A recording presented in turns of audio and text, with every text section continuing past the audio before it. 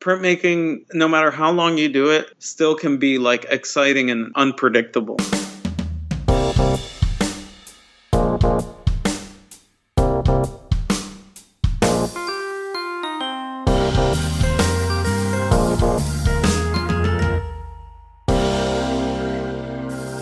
Hello, print friends, and welcome. I'm your host, Miranda Metcalf, and I release weekly episodes with people around the world who share our love of printmaking. If you like what we do, please rate us and review us on Apple Podcasts. It really does make a difference. Or just tell a fellow print friend about the podcast, and they can enjoy it too. We also have a Patreon where supporters join at tiers that start at just $1 a month, and it truly helps us to keep bringing you printmaking content every week. You can also get thank yous like exclusive merch, as well as bonus content, shop talk with our editor, Timothy Pauschak. These are quick and dirty tips and tricks with our guests about materials, processes, business advice, and general studio nonsense. So if that sounds like something you're interested in, you can check out the link in the show notes, sign up today, and hear Tim's chat with today's guest. If you want to save a little cash and still support the show, you can sign up for a yearly subscription and get 15% off the tier price. Printmaking forever, shun the non-believers. This episode of Hello Print Friend is brought to you by Speedball Art Products, who've been offering a diverse range of high-quality products to your practice since 1997. If you've been following along on Instagram, and we really recommend that you do, you've no doubt seen their newest initiative in the print world, Speedball's Print Posse. Working with artists like the lovely Lily Arnold, they have created a brand new line of custom printing inks and additives to push your practice even further. Lily's absolutely iconic shade titled Cactus Blossom is available for pre-order now. So head on over to Speedball's Print Posse shop at speedballart.com and find out where you can pick up a can of your new favorite color. There's a link in the show notes. My guest this week is Jacoub Reyes. Jacoub is an absolute delight to speak with and a wonderfully talented artist who thinks deeply about the ways in which his practice interacts with the broader world. We'll talk about using found objects to create one-of-a-kind prints, researching family history to help create a sense of personal identity, and the ongoing effects of colonialism. So, without further ado, sit back, relax, and prepare to feel history today with Jacoub Reyes. Hi, Jacoub. How's it going? Hi, how are you? Thanks for having me. Yeah. Thank you for working out the schedule and spending a bit of your evening with me tonight. Oh yeah, it's always a pleasure. Absolutely. Always good to hear your voice. So before I dive into the questions I've got lined up for you here, would you please introduce yourself and let our dear listeners know who you are, where you are, and what you do? Awesome. Yeah, so my name is Jacoub Reyes, and I'm a large-scale printmaker based out of Orlando, Florida. I love to use my prints in installations that the public can interact with, and I'm really passionate about creating relationships with people and really teaching and mentoring. So that's kind of what I do, what I'm passionate about, and of course, I love all things social justice and all things printmaking. So those are things that kind of motivate and inspire me, along with my personal heritage and traveling to places where my family grew up or where they're from. So yeah, that's what I kind of encapsulate in my work, and trying to share that with others so they have hopefully some inspiration to delve into their own histories. So. Absolutely. So where did you grow up, and what role did art play in that part of your life? Well, I grew up in New Brunswick, New Jersey, which is basically a college town in a way. It's Rutgers University. And I was pretty much born to my mom, and we were just, doing the whole life thing, just us. So she's a really big part of my life, and she really just instilled this sense of curiosity, and she would take me to museums and science centers, and one summer when I was 6, she read me 250 books, and we kind of just destroyed the whole library list. So you can imagine how many stickers I got. It'd be great. No, but yeah, she really invested time and like energy into kind of like fostering like I said, this sense of curiosity. So which I'm really grateful for, because she did the most with basically the least, and that kind of just kind of like instilled this idea of like what do we invest in. I feel like our society is so kind of bent on like, getting money and falling into this capitalistic society and stuff. But, when you grow up not really having that, like you can still live like obviously a full and fulfilling life, and that's kind of what she like showed me, is that you can invest in others with your time, with your love, with your energy, with your, just being there, and that's kind of like what shaped me into, I guess, my ultimate career path, which was becoming an artist. But that curiosity had, a bunch of different bumps here and there where I was like, going to school for like gaming design, and then I changed to engineering, and then I changed to, I think architecture is pretty cool, and it was just like, I was just bouncing around everywhere, just kind of, staying curious, and I was just like, what can like challenge me, and what can I like stick with? And I guess, out of all the art mediums, printmaking just stuck. Just because it was so intense, and it was like a puzzle. Like everything was like a puzzle. So, just kind of, deducting that and using, just the things from my upbringing, to kind of influence that. Going back to where I was born, it was just like very gritty, like kind of city, especially the way we were living, just kind of jumping from apartment to apartment, just trying to maintain, and it kind of turned me into like a pretty resourceful, person. So I would make toys when I was a kid, and I would just kind of, if I wanted something, I would usually make it, So when I got into printmaking, I was just like literally finding pieces of wood, like from construction sites or just anywhere. Like I really still dumpster dive for my wood, because I just think it just adds like another piece to the process, So I was just like finding all this messed up wood and making tools like out of like I would walk along the railroad tracks and like find those nails and kind of like scrape them against the concrete and make like a point and do like a dry point on like a name tag plastic and see what kind of dry point I can take out of that. So it's always just been kind of like, I don't know, just experimentation, having that curiosity. Like, why don't we ink up some of this carpet that someone threw away? Or why don't we, I love that. Yeah. Because it's just like printmaking, it can be so fiddly and so precious. And so, this is the like tool that's from this special factory in Russia that only makes 800 of these a year or something like that. And of course, there are those barriers to accessibility through that. If you say like, no, like, you need like this $10,000 press and this beautiful piece of perfect wood that's like not too hard and not too soft. And I love this like kind of punk rock printmaking that you're talking about. That's like, like fucking print a piece of carpet. Like, what do you think?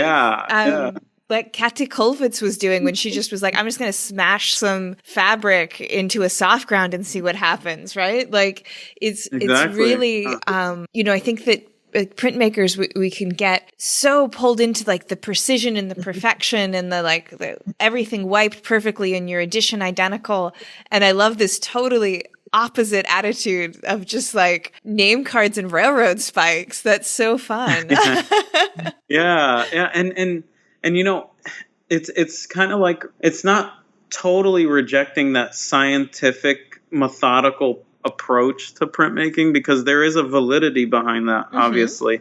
where obviously, people base their careers around it, like master printers and all this other stuff. But I get a lot of inspiration from like collage artists and calligraph artists, because I feel like, they're straight up just using cardboard and, anything that they can find mounted on a matrix and just figuring it all out. So, I take that kind of like unruly, breaking the rules, kind of style. And then I match it with like that precision, like how can I make clean borders? How can I, even though, the piece of wood, like the print that I think you reposted with the two people in the boat, like that wood was totally like water damaged, like MDF, like from probably some substrate from like I think they mount things on it for like a cabinet stuff, just like little like kind of like to enhance the structure of the cabinets or whatever.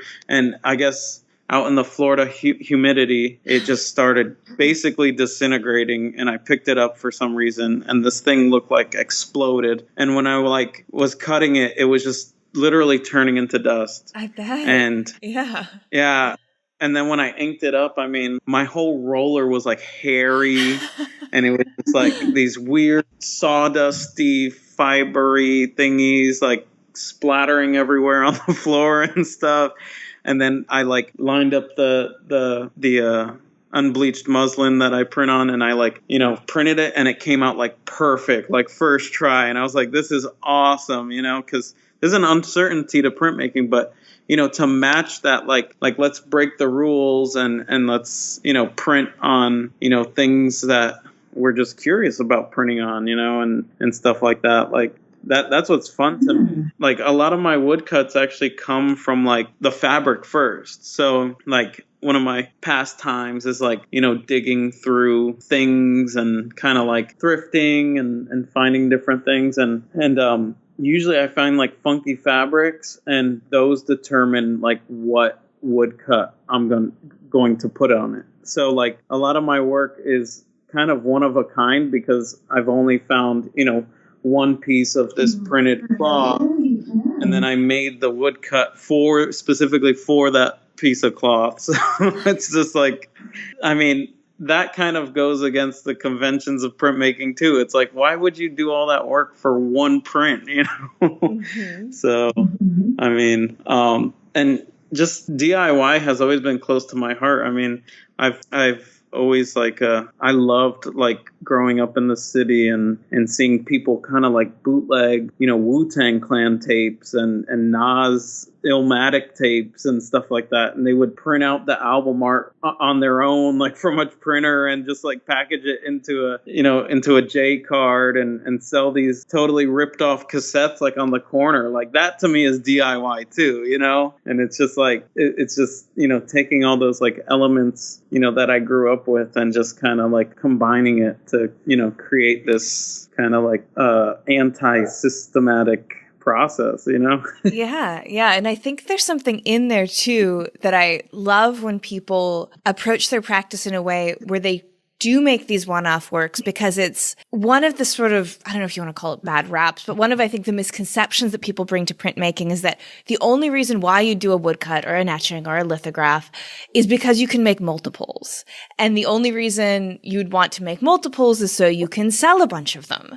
And I think when you're doing work where you're saying, I am making a woodblock to meet this piece of found fabric that I only have one of, it's a really powerful statement in a philosophical sense of that printmaking is important because of the actual process that goes into it, and also the kind of image that it creates that you can only get through woodcut, for instance. Like you can only get something that looks like a woodcut by doing woodcut. You don't do woodcut only because you can make multiples. And I always think that's a really powerful statement for a side of printmaking that I think people often bring misconceptions to. Yeah, definitely. I know a lot of people, I don't know if it's like a hoarder mentality or if they're like afraid to like, give up that one piece that they've worked so hard for. But that's kind of usually the students that I mentor, they have that kind of mentality as well. It's like, I was doing painting and I was pouring my heart and soul into this 14-hour canvas, and now someone wants to buy it and I don't want to get rid of it. Right. So I'm just going to make a bunch of like digital prints and try to sell those before I sell the actual canvas. And it's just like, yeah, that's all great and everything. But I mean, I feel like and I don't like look down on that in any way. Like that's their prerogative, I guess, but my process is very like just kind of like figuring out how, I can push myself basically. Like I'm always in competition with myself. Like how can I, challenge myself to like you only have one shot, you know what I mean? Like it doesn't matter how many proofs you pull, you only have one piece of that fabric, and you only have, and if you mess up, I mean, this is oil based. I mean, what are you going to do? Sit there with a magic eraser and a toothbrush? Like it's not going to work out. You have to shrug your shoulders. And it's kind of like, I spend so much time just prepping mentally, and it all kind of builds up to that one single moment. And then what I can take from that moment is just one single print, and I think that's what's special to me, because it's like, it kind of mimics like life, which sounds really vague and big or whatever, but it's just like, you have this life, and what you make of it matters, what you invest in matters, so I choose to use my time to invest in people and experiences, and then the end product is something that I can feel good about,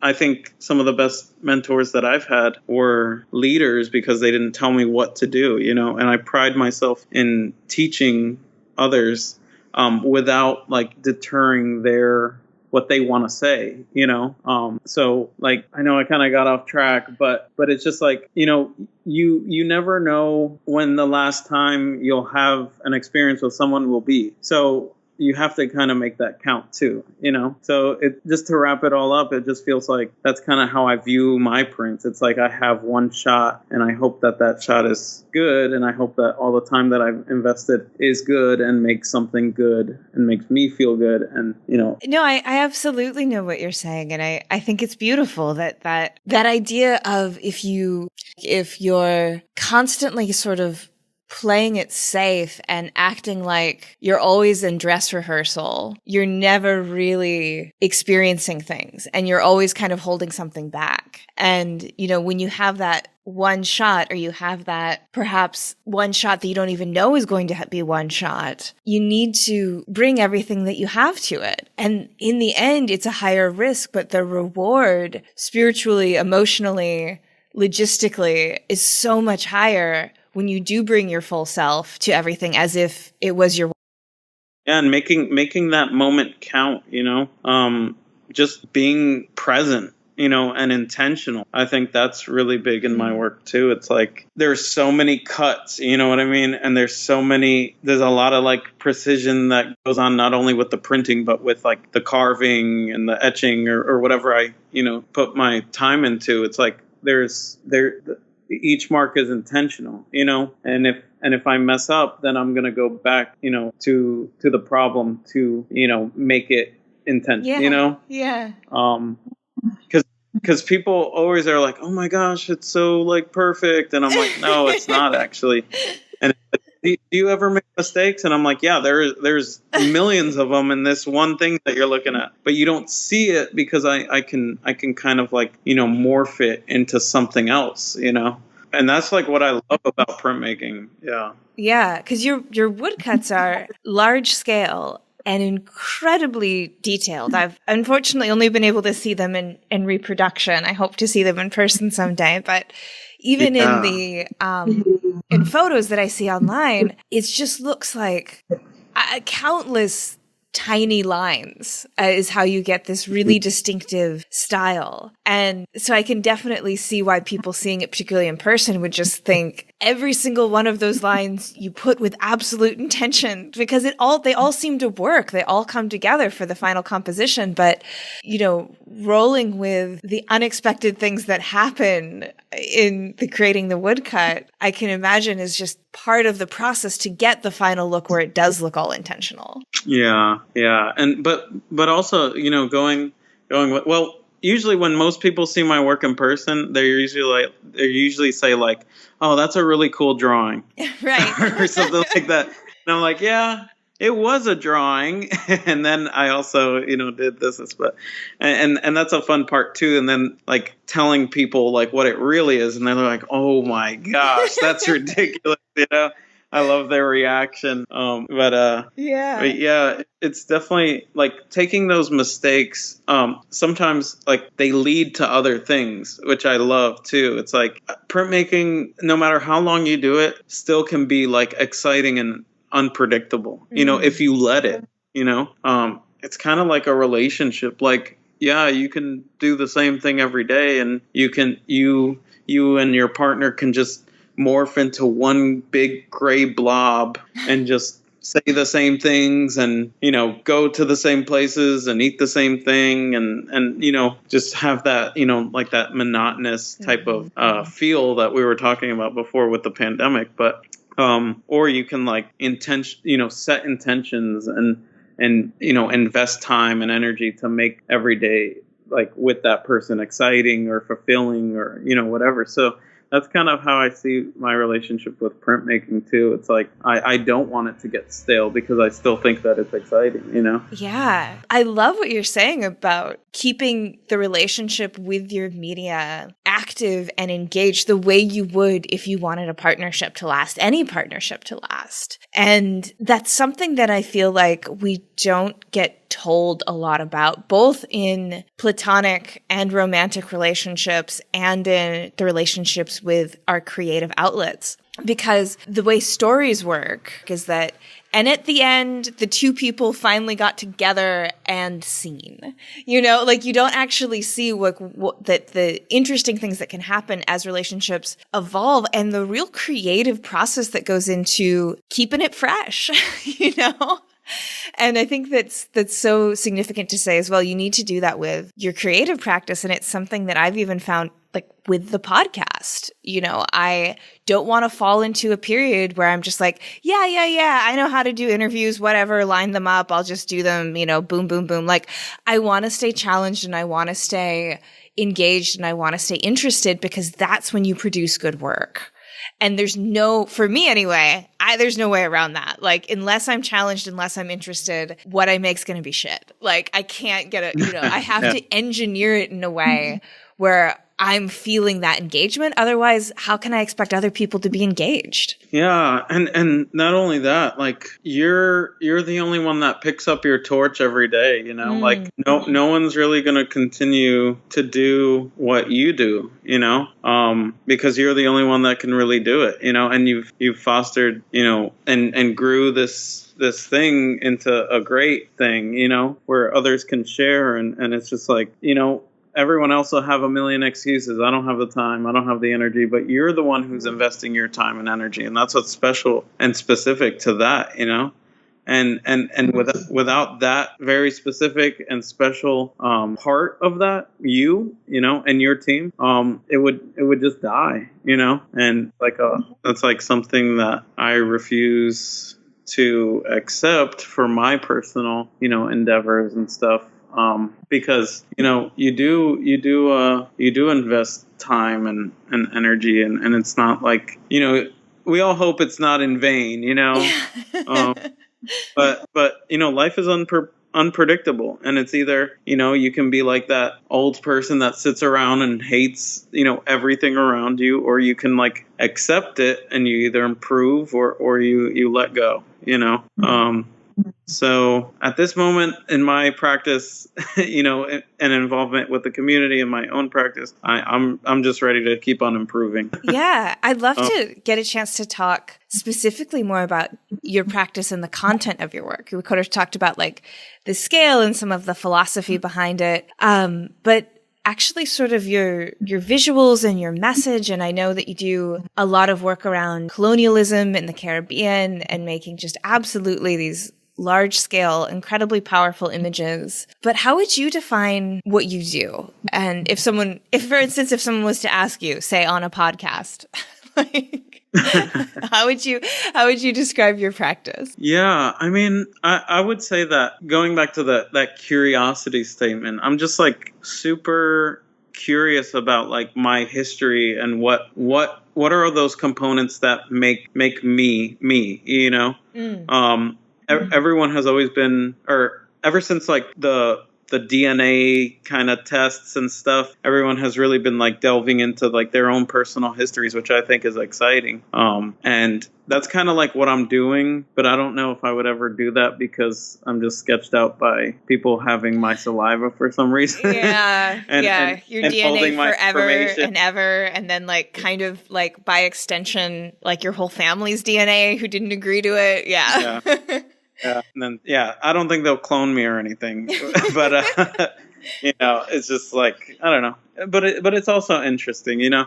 So I think I'm doing that in a historical way. And I know like now the big talk is like, you know, about our history and the accuracy of our history and like who wrote, you know, our history books and all that type of stuff. And that's kind of like what I question. It's like sometimes things are, you know, celebrated in books that need to be questioned. Sometimes things are glossed over that need to be questioned. Sometimes things are kind of said plainly, which need to be looked into more, you know. So I would say that my work is like a growing kind of like in-depth look into, you know, the colonialism in the Caribbean and how that is continuously evolving. Like people say, oh yeah, now that we're in post-pandemic, and then I scratch that out and I'm like, no, we're still in a pandemic. Yes. We actually gained like a second and probably third variant already. And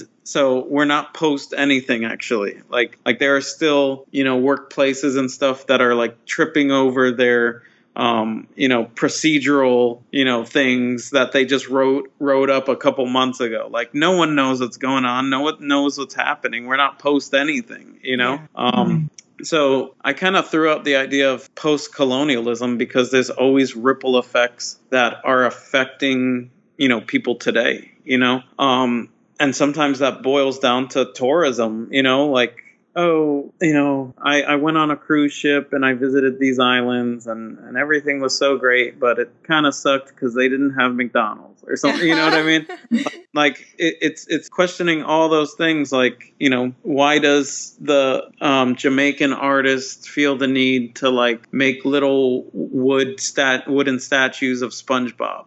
Right. You know, like is that really their message, or is it because they're shifting their whole, you know, practice and purview to accommodate, you know, tourists, because that's really one of the only ways that they can continue their craft while making a living, you know? Like there are so many subtleties that have come from conquest that we can't say is like thrown out, you know? These are still relevant, and they're definitely relevant in Southeast Asia. They're definitely relevant all around the world, you know? So yeah, kind of tying that in, it's just like I'm always like exploring different ways that these imperial powers kind of put and held their thumb, you know, on these different countries. And they're countries that, you know, aren't inside of me in my blood. You know, I'm Puerto Rican, Cuban, and Pakistani. So those are all, you know, areas that have experienced like high levels of colonialism, you know, all the way down to being separated into different countries, you know. So it's just something I'm passionate about. And I think that I can actually, you know, I'm moving towards like finding a universal language that applies to a lot of people that have experienced or are still experiencing that. So that's kind of what I'm working towards. Yeah, absolutely. And I think that's so important what you were saying about the idea of post-colonialism being a misnomer. Because I think when people think of colonialism, they're like, well, we're not on giant ships powered by the wind going across the sea anymore. Like, you know, I think that's what people think about, is they have this very specific historical vision of what colonialism is. And, you know, don't expand that idea to things like you say, like people creating SpongeBob wood carvings, or the fact that in Thailand, it's very difficult to find deodorant for women that doesn't have skin bleaching elements to it, It's all of these things that continue to reverberate, but are also not just passive reverberations. They're not just ripples in the pond. They're like actively still creating changes to society, changes to the way people perceive themselves, changes to people's values, changes to people's relationship to their identities. And so you can't say that it's really post-colonial, because it's still happening actively. I can tell you that whenever I go into a 7-Eleven here, and look at like the skincare products, it's all there. Yeah. I definitely attribute it to some sort of like Stockholm syndrome. That's kind of what I call it. It's just like when you start kind of loving your captors, and not only that, taking it further and accepting it into your culture and letting it's not about letting it, it's just, that's kind of what happens. It becomes a part of a culture, and just, kind of going back and questioning, why these have become standards now, when they previously weren't standards, and I'm so passionate about the Caribbean, not only because, my mom raised me in that specific environment where I was close to my Cuban and Puerto Rican family.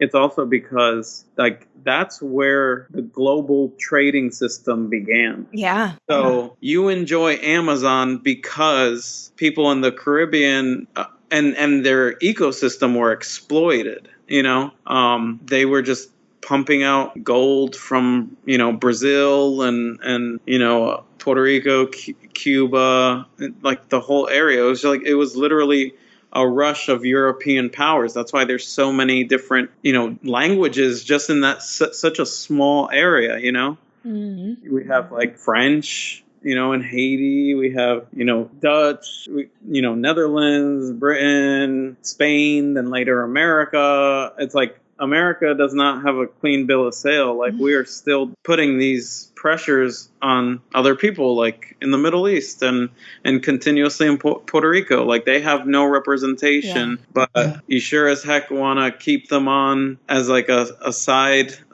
thing, And it's like they have crazy taxes. Most of the time the ships come with spoiled milk. It's like, or whatever, food and you can't, everything is just like, they're really just, I don't know.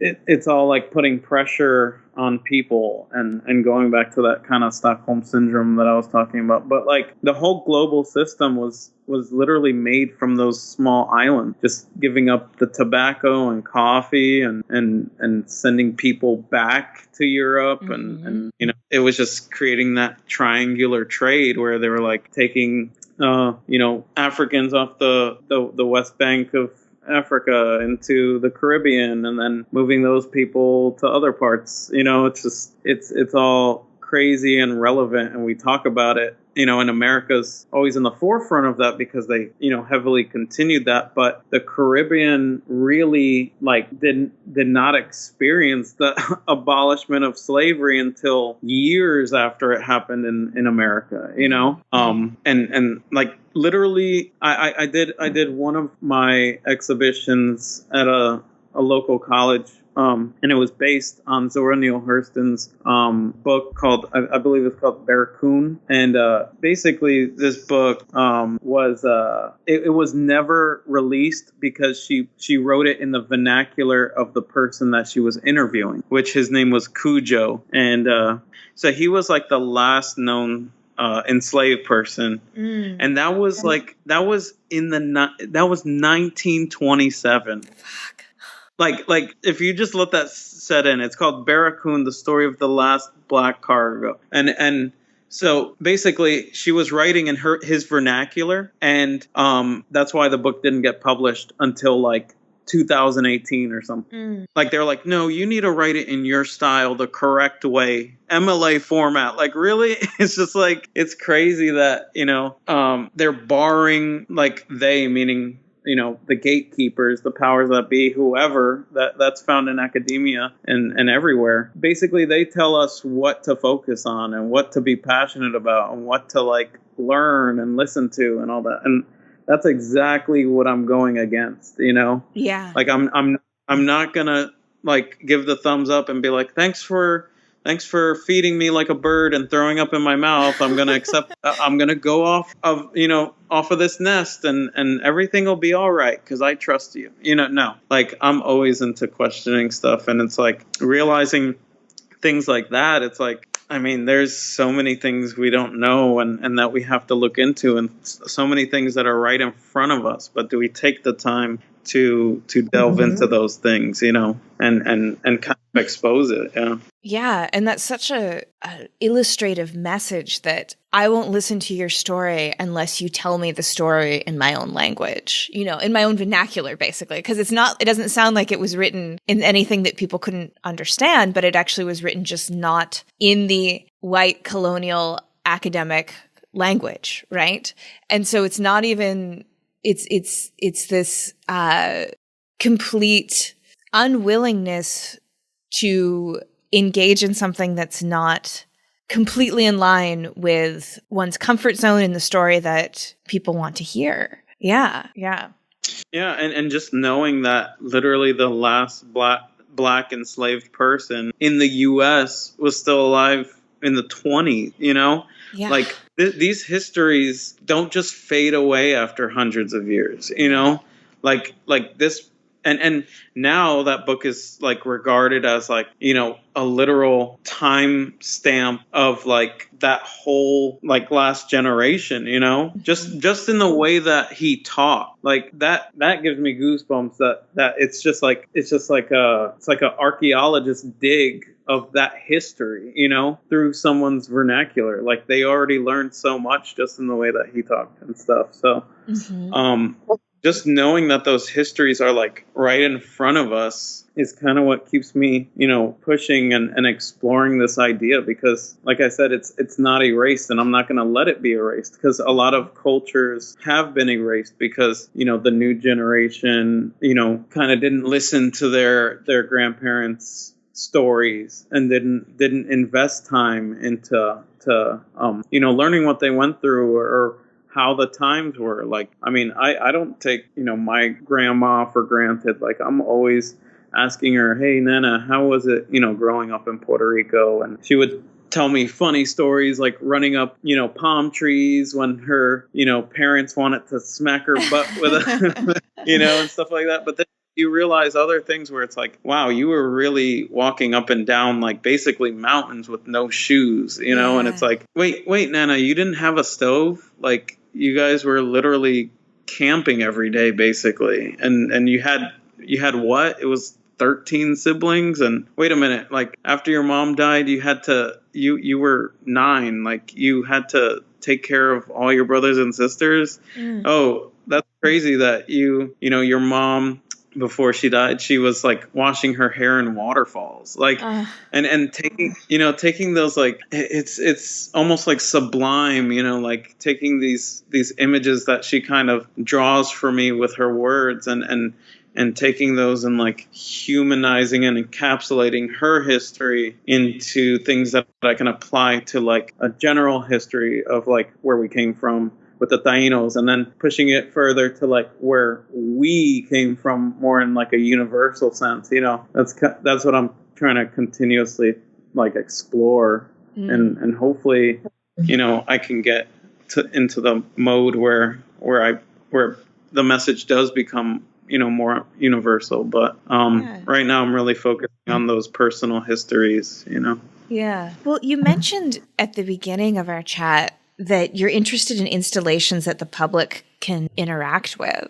And I'm wondering if you could talk to that a little bit more, because I feel like that could be a great way, to illustrate the way to make the personal universal or to make history feel more present, is to actually have not just a passive engagement with art objects. Right. Yeah. I mean, a lot of my, so one of my last installations, so obviously history is a really big thing in my work, and histories don't really, fade unless we let it. So what I did was I actually, I interviewed some of my close friends and about their experiences moving to America, and that was called "The Plant We Found Grew into a Flower, but shortly died thereafter." And it and I feel like that title kind of encapsulates like the feeling that I wanted to portray in that installation. So it was really there was a common thread that kind of ran through all of their stories, and that was like, the hope or prospect of a new country, and the desperation. Some of them were seeking asylum, and the loss of family, friends, and the basically displacement and uprooting of everything that they've known. Like they didn't know that they were different until they came to America, because their schools and where they were, it was all people that looked similar to them, so all these experiences that were it was just mind blowing, like the way that they told their experiences. And what I drew from that were, two different woodcuts. But basically, after I interviewed them, I created a zine that took specific excerpts from what they said. And then I created an installation that people could go up to the CD player that was on like this basically dilapidated kind of like beach scene with palette, and the palettes were screen printed. And I use a lot of palettes in my work because of the importing and exporting of goods, and how it relates to like that kind of like displacement of people. And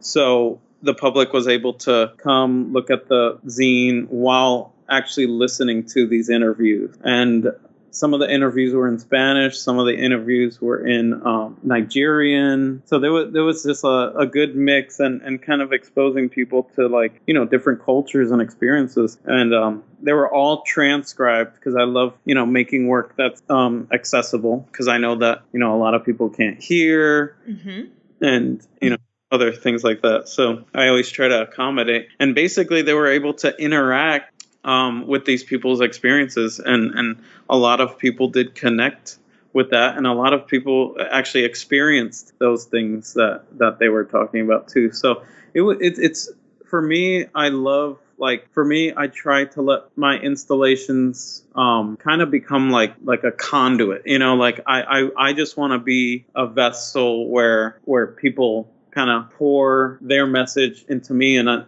then I kind of package it and pour it out so that the community can like accept it and experience it. So it was really kind of like interesting to not be the forefront of that. It was awesome to put their stories and their experiences in the forefront of that project. So that was kind of one of the last ones.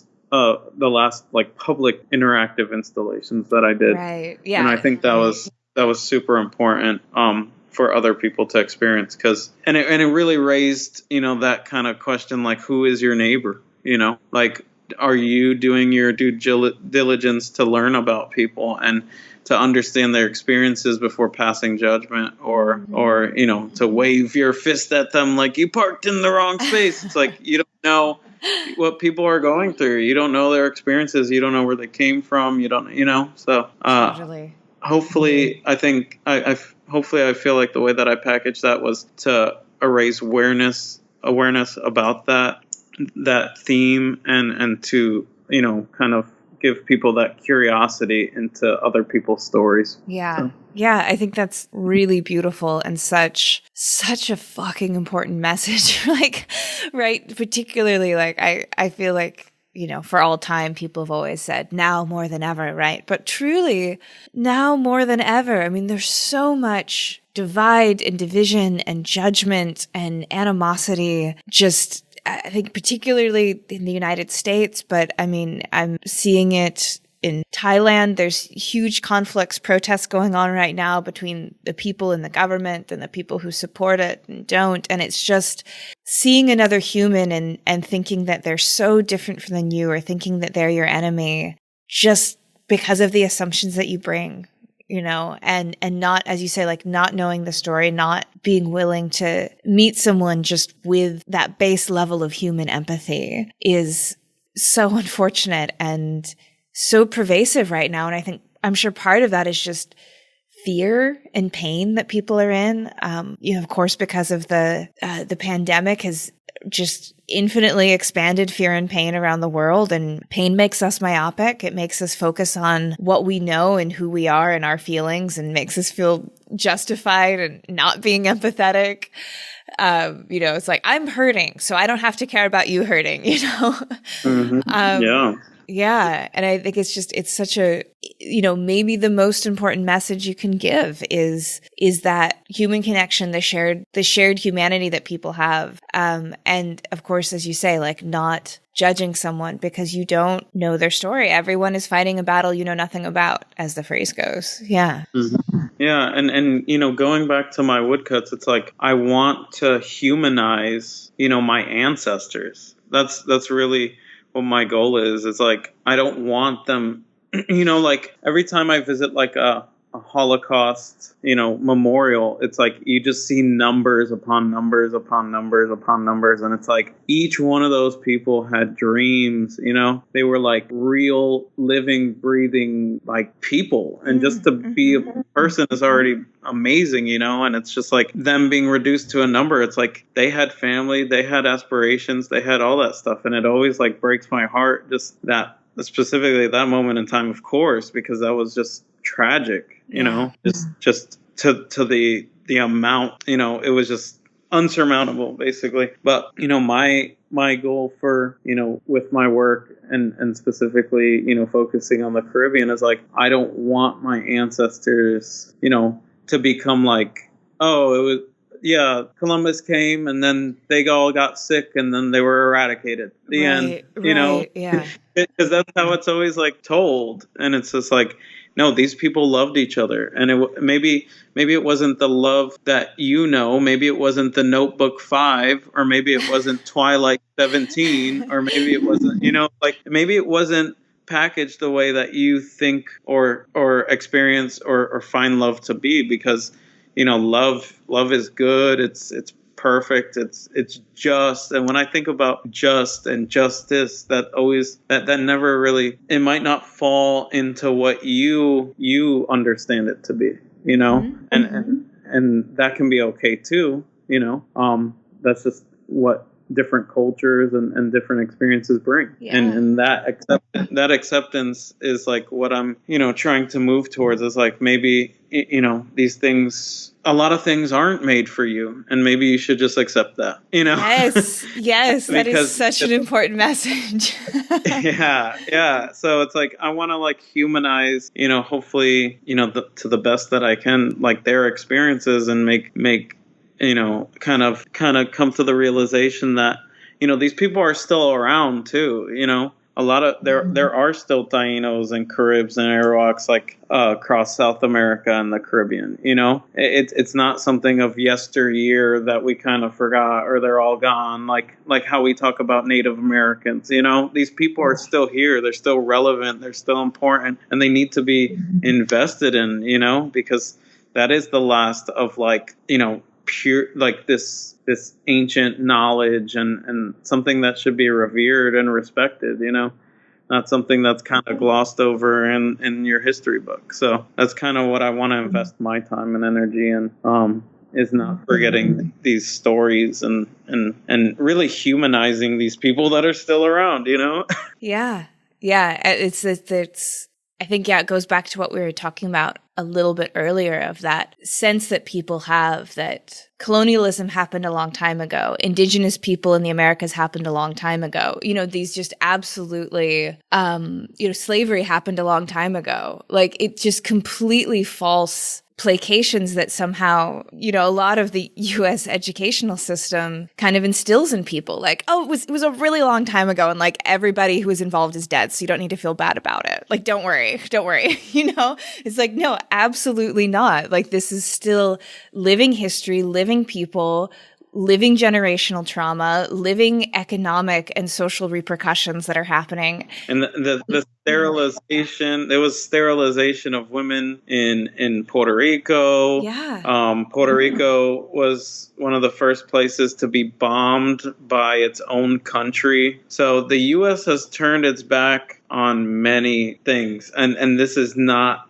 that long ago. Mm-hmm. These nationalists, Puerto Rican nationalists that wanted to free the country, they would, get bound and gagged and, everything. The list goes on. It was like literally the U.S. captured Puerto Rico and continued to abuse it. And that's what we're seeing now, in Cuba. It's just like the U.S. has, embargo this, tax this, Mm-hmm. and it's always like a chokehold on these islands because the U.S. didn't get their way, and it's just like, but you're letting a dictator do these things, and you're basically cutting these islands off from the rest of the world, and people are dying because of that. They have been dying, Yeah, and it's real people, like, as you said, like people who love and have real lives, like not just numbers. People who are just like us, with ambitions and hopes and dreams and families, and it's not something that's far away. Yeah, they sweat, they hurt, they do all the same, things that we can feel too. And that's that human experience, and I hope that people can meet others there and then grow or decide, make their decisions about others and stuff like that. But we have to definitely kill our ego and lower a lot of things in us that prevent us from experiencing others. Yeah. Well, Jacoub, I cannot believe we are already at the hour recording mark. I always feel like I can just talk to you forever. I feel like. Yeah, likewise. Yeah.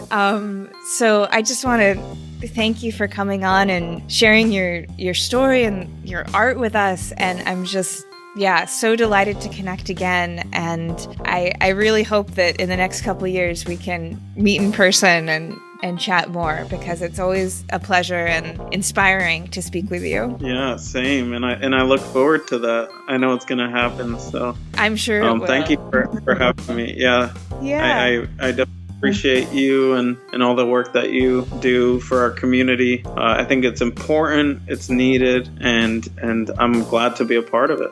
Oh, thank you so much. Well, have a wonderful evening in Orlando, and we'll definitely be in touch, yeah? All right, awesome. Well, that's our show for this week. Join me again next week when my guest will be Catherine Baca-Bolinas, president of the Print Club of Rochester, which has been running continuously for the past 90 years. 90. We'll talk about print clubs and how they support artists and collectors alike, the benefits of membership, and the club's wonderful history of commissioning work from printmaking greats past and present. You won't want to miss it. This episode, like all episodes, was written and produced by me, Miranda Metcalf, with editing by Timothy Pauschak and music by Joshua Weber. I'll see you next week.